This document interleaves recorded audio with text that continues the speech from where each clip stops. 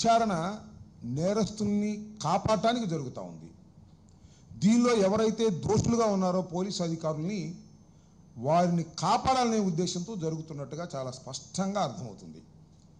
ఇవాళ చాలా కీలకమైన వార్త వారి పత్రికలోనే ఈనాడులోనే వచ్చింది.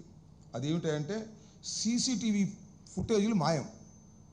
9వ తారీఖు నుంచి ఏం జరిగిందో కృష్ణలంకలో సీసీ ఫుటేజీలు తీసేశారట. వాళ్ళే రాశారు. ఏం తీశారు? ఒక టెక్నీషియన్ పిలిపించి అవన్నీ తీసేసి నిన్న మొన్నటే ఉన్నాయంట. నిన్న మొన్న నుంచి మాత్రమే సీసీ ఫుటేజీలు అందుబాటులో ఉన్నాయి. అంతకుముందు మొత్తాన్ని తుడిచేశారు. ఏంటిది? నా తెలియగలుగుతా. ఏం చేస్తుంది సిట్టు? రాష్ట్ర ప్రభుత్వం ఏం చేస్తుంది? డీజీపీ ఏం చేస్తున్నారు? నేను చెప్పాను కదా, దీనిలో కమిషనరే దీనికి చుక్కానిలాగా ప్రవర్తించాడు. అందువల్ల సాక్ష్యాధారాలన్నీ కూడా తొలగించేటటువంటి కార్యక్రమం చేస్తున్నారు. నేను తెలియగలుగుతానండి, ఒక కేసులో ఒక ముద్దాయిని పెడితే ఎందుకు అరెస్ట్ చేయలేదు? అసలు ఎందుకు అరెస్ట్ చేస్తారు? ఎందుకు అరెస్ట్ చేస్తారో తెలుసా? నేరస్తులని కాదు, నేరారోపణ ఉన్నది కాబట్టి అతన్ని అరెస్ట్ చేసి జ్యుడిషియల్ కస్టడీలో ఉంచితే విచారణ సక్రమంగా సాగుతుందని, విచారణలో సాక్షుల్ని బెదిరించుకోకుండా ఉంటాడని, ఇలాంటి సాక్ష్యాధారాలను తొలగించుకోకుండా ఉంటారనే ఉద్దేశంతో మాత్రమే నేరారోపణ చేయబడినటువంటి అక్యూజ్ని అరెస్ట్ చేసి జ్యుడిషియల్ కస్టడీకి పంపుతారు. ఎందుకని ఇక్కడ జరగలేదు? 19వ తారీఖున మీరు కేసు రిజిస్టర్ చేశారు. కోర్స్ అది లోపభూయిష్టమైనటువంటి ఎఫ్ఐఆర్, అది నిలబడదు. దానిలో కూడా సహాయం చేయాలని అనుకుంటున్నారన్నమాట.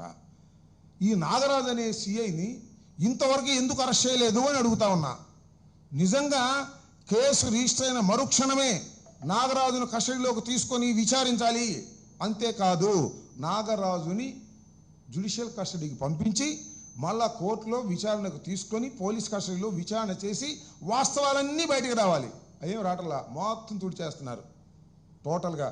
చాలా విచిత్రమైన వార్త ఇది. సీసీ ఫుటేజ్ యొక్క దృశ్యాలను మొత్తాన్ని తొలగించేశారు, శవాన్ని బూడిద చేశారు, బూడిదను కూడా మాయం చేశారు.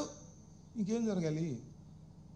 సిఐని అరెస్ట్ చేయరు అంటే ఖచ్చితంగా పోలీసులు కాపాడటం కోసం సర్వశక్తులు ఉపయోగిస్తున్నారని చెప్పడానికి తాజా ఉదాహరణ ఈ సీసీ ఫుటేజ్ మాయం.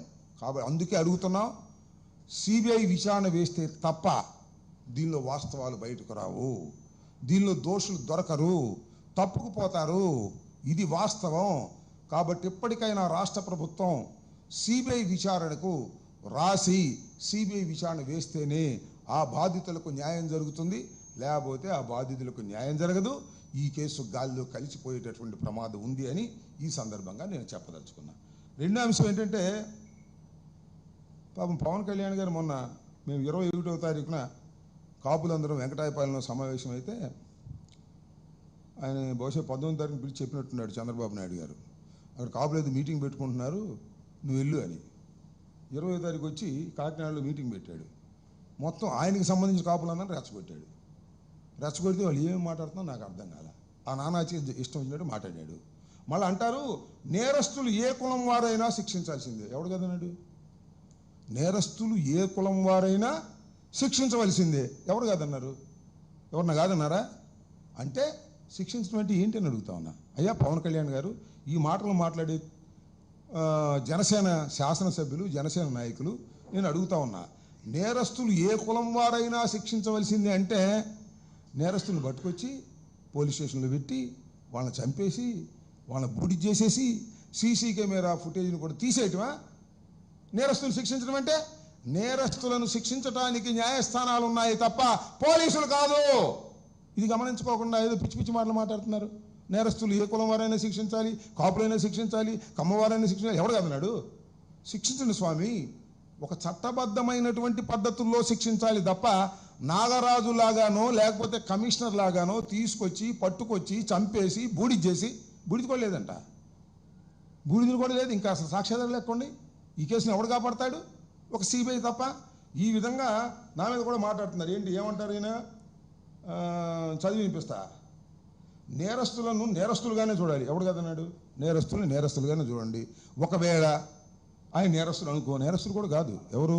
గాదే సాయి కృష్ణ నేరము మోపబడినటువంటి వ్యక్తి. ఆయన మీద 2 కేసులు మాత్రమే ఉన్నాయి. పవన్ కళ్యాణ్ గారు 22 కేసులు ఉన్నాయని చెబుతాడు. ఎందుకే అబద్ధాలు చెబుతాడు నాకు అర్థం కాకుండా? తెలుసుకుని చెప్పాలి కదా.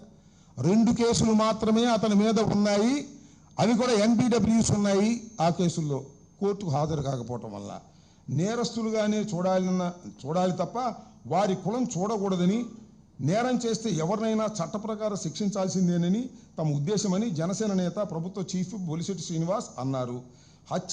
హత్యాచారాలు పాల్పడిన వారిని ఏమి అనొద్దని చెప్పడమే మీ ఉద్దేశమా? హత్యా నేరాలు పాల్పడినటువంటి వారిని ఏమి అనొద్దని ఎవరు చెబుతాడు?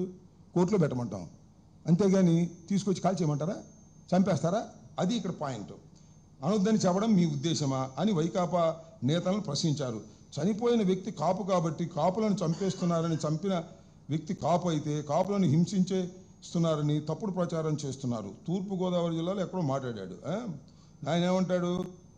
పట్టించాను అనుకోండి, కాసేపు అనుకుందాం అంటే ఆయన చచ్చిపోలేదని మీ ఉద్దేశం? నేను ఇలా కొట్టారని ఫోటోలు ఇచ్చా, మొన్న కూడా చెప్పా. చచ్చిపోయిన వ్యక్తి ఇతను అని ఇచ్చా. ఈ ఫాల్సా? ఈ ఫోటోలు ఫాల్సా? రేపు 19 తారీఖు రిపోర్ట్ ఇచ్చేయండి. ఎందుకు మాట్లాడతారు నాకు అర్థం కాల. ఇంత నీచమైన ఘోరమైన, it is a rare case in ఆంధ్రప్రదేశ్లో కాదు, భారతదేశంలోనే అత్యంత అరుదైన కేసు.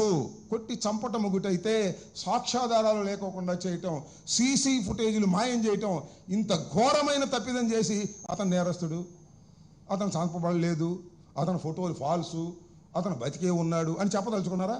19వ తారీఖున మీరు ప్రొడ్యూస్ చేయండి. అంటే మీ ఉద్దేశం ఏంటి? ఆయన బతికే ఉన్నాడు, నేను చెప్పింది తప్పుడని. నేను 100కి 100 రూపాయలు చెప్తున్నా, అతన్ని చంపేశారు. నేను ఇచ్చిన ఫోటోలు కూడా నేను చాలా స్పష్టంగా చెప్తున్నాను. మీరు అడగండి కోర్టు ద్వారా లేదా పోలీస్ స్టేషన్ ద్వారా. తప్పుడు ప్రచారం చేస్తే ఆ సోర్స్ ఎక్కడి నుంచి వచ్చిందో కూడా చెప్తానని చెప్తే ఏంటన్నీ ఇట్లాంటి పిచ్చి మాటలు మాట్లాడుతున్నారు, జ్ఞానం లేని మాటలు మాట్లాడుతున్నారు. పవన్ కళ్యాణ్ గారి బ్యాచ్ అంతా ఆ రెచ్చగొట్టి. చాలా చిత్రం ఏంటంటే ఇంకోటి చెప్తా, చంద్రబాబు నాయుడు గారు తెలుగుదేశం మాట్లాడట్లా, వాళ్ళు ఏం మాట్లాడట్లా, ఇతను నేరస్తుడు అందుకే చంపామంటలా.